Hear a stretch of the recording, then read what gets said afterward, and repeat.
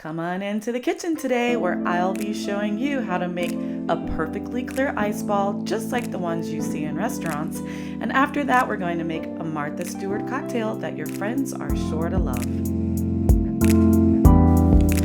Hello everyone and welcome back to the Millionaire House. Today I'm kicking off my summer cocktail series and I'm going to start by sharing, first of all, one of my favorite cocktails, the White Cosmopolitan, which I've shared with you before, but I know for a fact most of you haven't seen it because the video only has like 4 views. And then I'm going to talk to you about something called directional freezing, which is how you can make a beautifully clear ice ball for a gorgeous cocktail.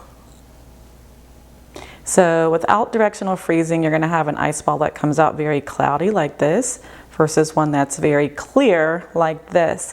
And I'm going to show you how to achieve this look today. Okay, so part of serving a gorgeous cocktail is all about presentation, right? And so a few years ago, I decided that I wanted to make a clear ice ball, and boy, was it a challenge. So I'm going to clear up a couple of misconceptions that I had to learn along the way before we get started, and I'll show you how I do it. So first things first, the type of water that you use does not matter. Doesn't matter if it's boiled, if it's purified, if it's spring, or if it's tap water. None of those things make a difference. You can get warm water right out of the sink to achieve a clear ice ball. The way that you achieve the clear ice ball is through a process called directional freezing. And what that means is you are going to control the direction that the ice freezes in, and also that means you'll control the direction that the impurities in the water freeze in, and you're going to actually push them out. You can do it in a couple different ways. When I first started trying to do it, I ordered these silicone spheres, and you can do it that way, but it's quite the process, and you've got to have a little bit of a scientific brain to be able to get it right, which I do not. I ordered one of these, which is basically a directional freezer. It does all of the work for you. So I'll put the link to this item in my bio as well. Like I said, you can do it without something like this, but it just makes kind of a mess if you're not patient. So what this allows you to do is the same thing, but it kind of does all that extra work for you. So there's a silicone contraption inside.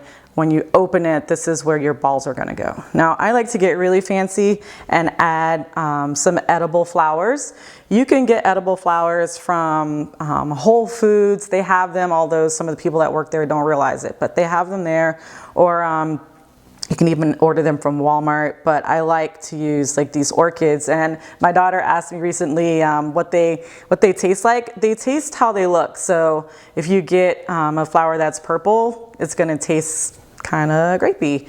And if you get, say, a rose, it's going to taste kind of red, if that makes sense. But anyway, I'll make one of each. I'll make a clear one, and I'll make one with the flower inside. So all you're going to do is super simple. There's a fill line inside of this container, and you're going to fill it with warm water. So I'm going to do that now.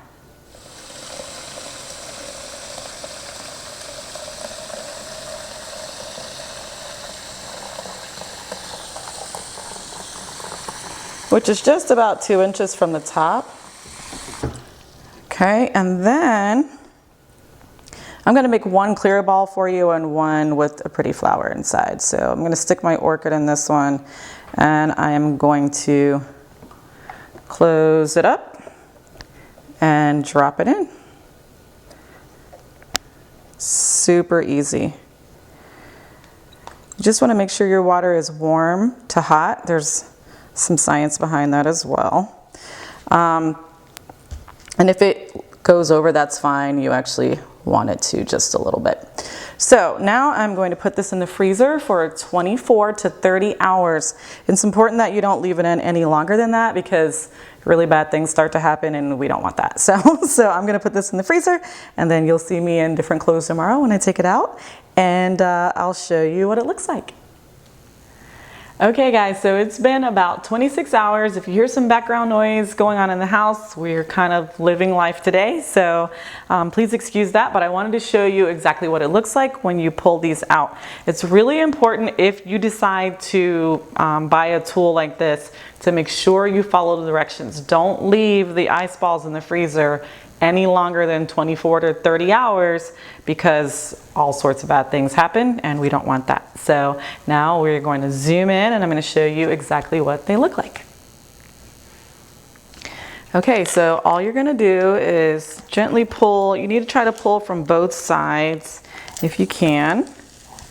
I usually let it sit for about 5 minutes before I do this. So you'll see you've got an ice block in the bottom of this where we filled the container with warm water yesterday. And then we are going to open this part. And we've got some beautiful ice balls here. So I'm going to zoom in a little bit more so you can see what they look like when I pull them out. All right, so when you pop them out, sometimes you'll have a little bit of the of overage where the water went above the line. So I just kind of shaved that off in the sink, but I'm not going to do that here because it's slippery. But you could see, I mean, this one didn't come out perfectly. There's a little bit of sediment that didn't freeze all the way out, but it's awful close. And then I'll show you the orchid.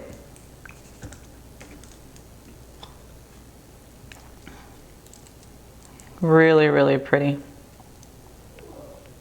See that? So now these are ready to go into cocktail, which I will show you next.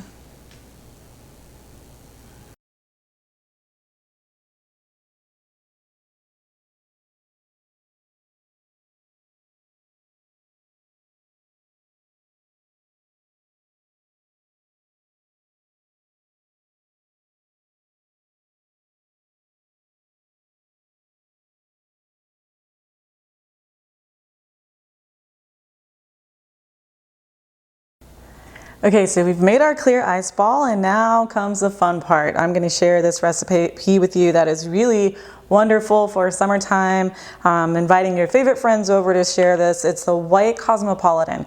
I saw this recipe once on Martha Stewart's website and I tried it and it is absolutely wonderful. You'll start with your clear ice ball and you're going to put that in your martini glass. And I like to serve the ones with the flowers inside. I think it just is a nice touch. And then all you're going to need is 2 ounces of your favorite vodka. Pour that into your shaker, which I've already added ice to mine to make sure you have ice in your shaker, and you also want to respect the measurements.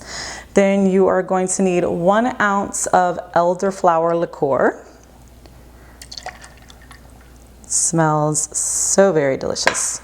Then you're going to need 3/4 of an ounce of white cranberry juice, which I can't always find in my grocery store, but I usually have it at my liquor store. And then you're going to need 1/2 ounce of fresh lime juice.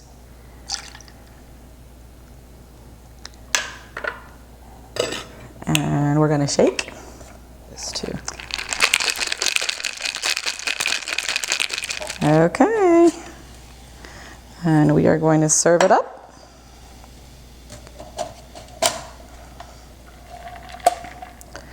Hopefully you guys can see this.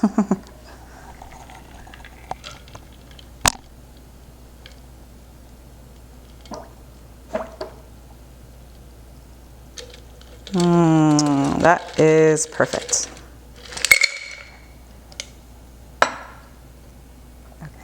Okay, so I really hope you enjoyed this cocktail presentation as much as I did. Please drink responsibly and have a wonderful summer. And be sure to check back next week for some mocktail ideas to help kick off the kids' summer vacation. Until then, I am wishing you love and peace.